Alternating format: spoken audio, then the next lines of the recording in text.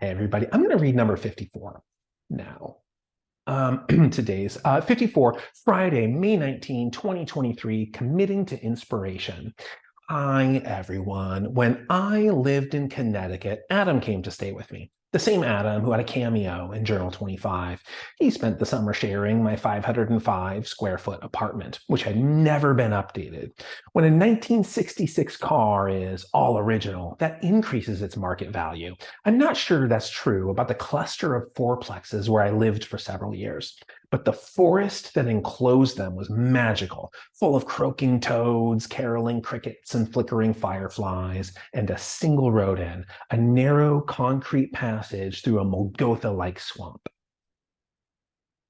The apartment was only a mile from my university's campus, and my favorite part of the daily walk was crossing that swamp. When Adam stayed with me, he joined me on those walks. He was a kid at the time. Like all kids of that age, many of his contributions to conversation were uninteresting. But unlike nearly all kids of that age, many of his contributions were deeply interesting. They were some of the most original and memorable lines I heard during that period of my life. It'd be hard to pick a favorite, but I'll reproduce one of my favorites from one of our last days together, which was ending.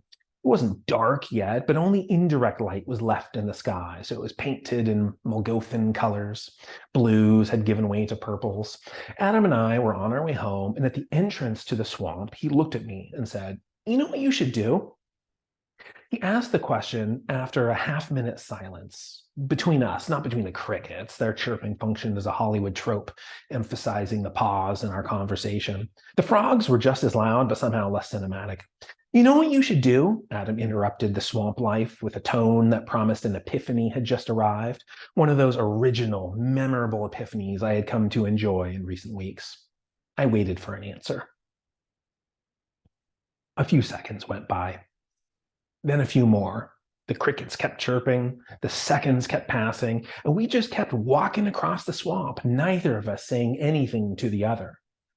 Finally, I asked, what should I do?" "I don't know. I thought something would come to me by now." We both laughed a little. A couple of days later, Adam left, but I kept his line with me ever since. Today, it's a perfect characterization of how I write. If I wait for inspiration, it seldom visits. So I actively commit to it. I select a chapter, pull up the page, and tell that character, "You know what you should do?" And then I start typing, hoping an idea will come to me by the time the paragraph calls for it. Do I always keep those pages? Nah, sometimes inspiration can't be bothered to heed its summons.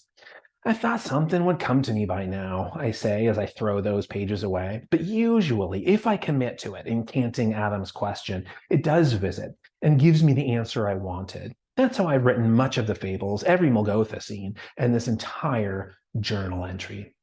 Okay, that's it for the journal. And I don't have any like philosophy to impart. But that doesn't mean I'm not going to talk. Right? This is just going to be like story hour because that apartment, the apartment that I'm talking about in this journal where I lived, that was, I mean, A, it was the inspiration for Molgotha, the surrounding area, but B, it was the first home, my first home of the phone booth. Right, that's where it was my acquisition, where its relocation, its first destination. And I'll show you a picture of just a minute, in just a minute, of the phone booth at its first kind of home of mine. But I think I would have stayed. I love that apartment, and I would have stayed there. But when my lease ran out, I was there for a few years. I moved out a decade ago, and I was in it for a few years. But then after my lease ran out, they handed me this new rent, and it was like double. I mean, a little bit more actually than double what I was paying. Like I couldn't afford that. There's no way I could afford to pay that. So I moved out of the apartment. Bruno helped me move the phone booth at that point, and I'll show you a picture of Bruno in like 11 seconds. He helped me move the phone booth into a storage shed, which I could afford the rent on. But there was an office that I moved into, and that's Bruno in the top left in the Yukon shirt. And then there's Haley in the far right. There's Gian in the front. And there's me. And for some reason, I'm looking at Gian. Maybe she just said something or whatever. But the door behind us led into this office slash lab. And at one point in time, I had like ethical access to it. And then I had unethical access to it, and I couldn't afford life. And so I just moved into that. But just thought this is a story for another time, living in there. Um, but so anyway, let me pull up the picture of the phone booth. So this is the phone booth. That's Tim right next to me, and Haley also right next to me, and they helped me move it in to the apartment. The sort of like translocation of the phone booth and its new destination. And so that is the moment we got that phone booth into my apartment and stood up and set up. That is the picture. But the apartment is just wood everywhere. I mean, it looks like the phone booth just extends into the walls. That's not the phone booth. That's just the wall, right?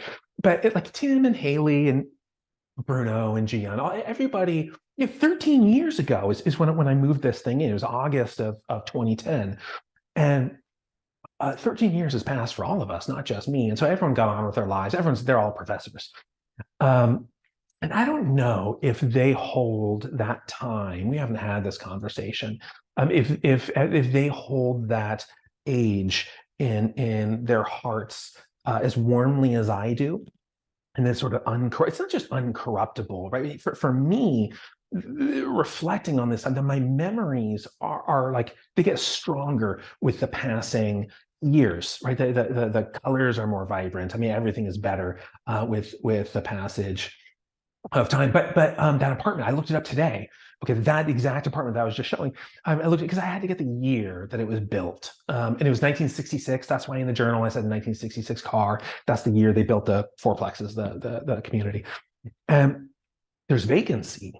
I noticed when I was looking up that year today. So obviously I looked. Let's take a trip through like memory lane.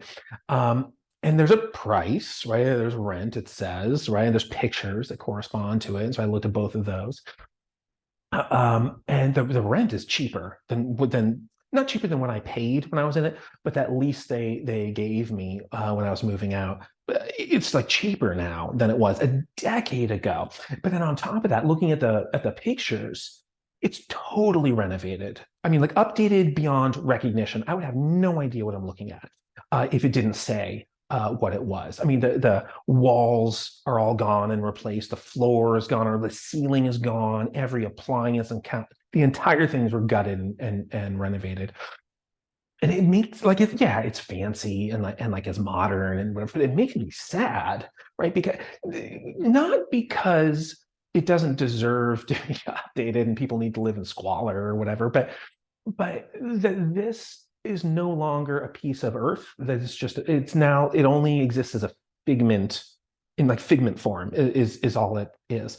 But like to be fair to the progress of civilization, it didn't even have a functional shower, my apartment. If you've been to a YMCA and tried to use the drinking, I don't care what YMCA, go use the drinking fountain.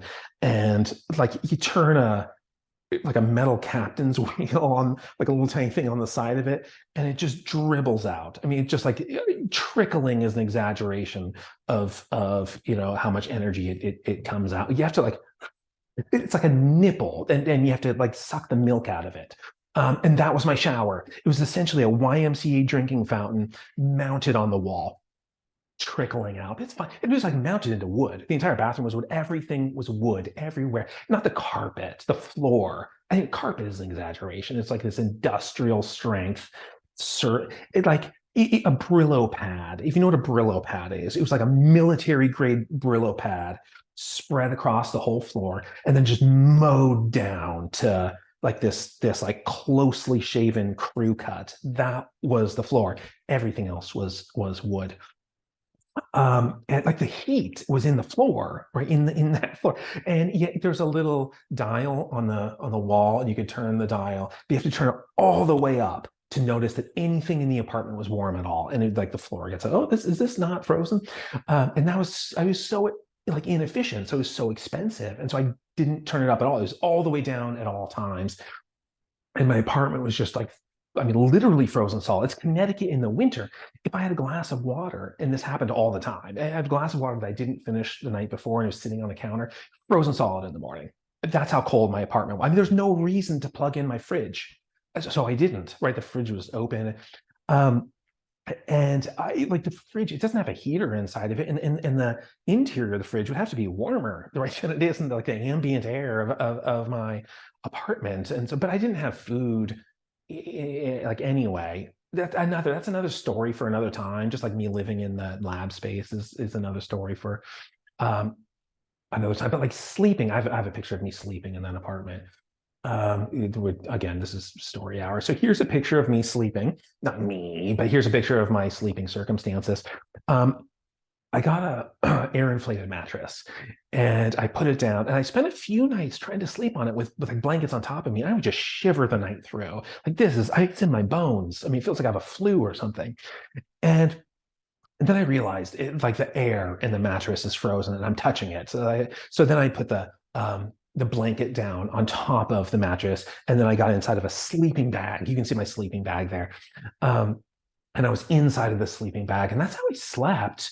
So I like sometimes I wore coats and stuff to bed, but that's how I slept for quite a while, right? It was just, and that to me was sort of um, normal. Like everybody in graduate school was a little bit. We were all the fellow students, and everybody was strapped for cash. I don't know that we were poor. You come from a middle class family, and I think poor says something else, but we were definitely strapped for cash. And like my furniture in that apartment came from a dump. Okay, like it's not a dump that you're thinking where like you drive to a destination, there's flies everywhere and employees and stuff. But like the dumpsters for my apartment, there's a central trash zone with maybe like 4 dumpsters or something. And my furniture that I took into the apartment was just sitting next to it. Somebody had left furniture out there. Didn't put it in. It was just sitting like adjacent to the dumpsters. And so Tim helped me move it in. And I used that for like my 3 years that I was living in there. And like one time Haley was over, we would always come over to my apartment. And nobody cared that it was like dumpster furniture. Haley leaned back and there was like a crunch, and she out of the back she pulled out this piece of bread that was like a big crouton. It wasn't moldy. It was just like a dry crouton. Um, and it wasn't like ew yucky. It was just like funny, and because like this is what life is. Why would it be any different? And then when I moved out, um, it was probably Bruno, I think, helped me move all of the furniture back down to the dumpsters, put them next to the dumpsters. And my hope was that somebody would say, oh, look at that. It's actually kind of nice, right? It's not like cut up or anything. It's kind of nice. And they would take it. And then the life cycle would continue. That was my hope. But I doubt it. My hunch is it just like the trash service picked it up. That's probably it, because I don't think most people value preservation, at least like in the amount that I do, in the way that I do, and in the amount that I do, which is like my nostalgia insists that the entire world just arrest progress, like for my behalf. But since the world doesn't, right? Since the world doesn't behave in that way, and like I just have to retain figments and file those away to cherish the world that once existed in my mind. That's the inspiration for the fables, and so that's where every like my once upon a people that were important in my lives are the inspiration for my characters in the fables, and these once upon a places are the inspiration for my destinations in the fables. And that apartment was for Molgotha. That's where Molgotha came from. But sort of anything that's just been renovated out of existence is potentially still retained in my book. It's like, okay, this mug, I choose mugs for a very specific reason each day. And I haven't used this mug in a long time because I needed a mug that mattered to me to get me through the hardest period of my life. When I was pretty sure. Thought means like I'm not sure. I was pretty sure I was going to die. Every day was worse than the previous one. And it was almost promising, like, okay, now it's time to start, do you want to like be cremated? Is there a cemetery, whatever? I signed my do not resuscitate forms and everything. And I needed something to help get me through that time. And like this mug, I have one more picture to show you, came from it was actually a gift from Haley. It was a Secret Santa exchange from our first Christmas together as graduate students, this collection of people. Now, Tim isn't there, or Gian, but Emily is there. Bruno's there. Justin is there. Justin's like a world-renowned cancer researcher now. He didn't go into sort of education in a natural, no, not natural, but in like the educational sense. Actually, it is an educational sense. Research. He's a researcher. He's a Haley is there. Like Bruno, I cherish these people. Like Bruno, I talked to on the phone yesterday. We continue to keep in touch. I like if you look back on my YouTube page from I don't know early November or something like that. I gave a presentation, this lecture on stress physiology and adaptation out in Pennsylvania. Bruno is the president of that organization, and I went and stayed at his house in Philadelphia and stuff. So I keep in touch with all these people, and their presence continues to live in the fables. Their presence actually continues to live in real life as well. But all right, what do I wish? My outro, my send off. I hope that whatever you cherish, right, is not plastered over, and that it continues to live in a physical, rewarding way. Okay, that's it. Bye, everybody.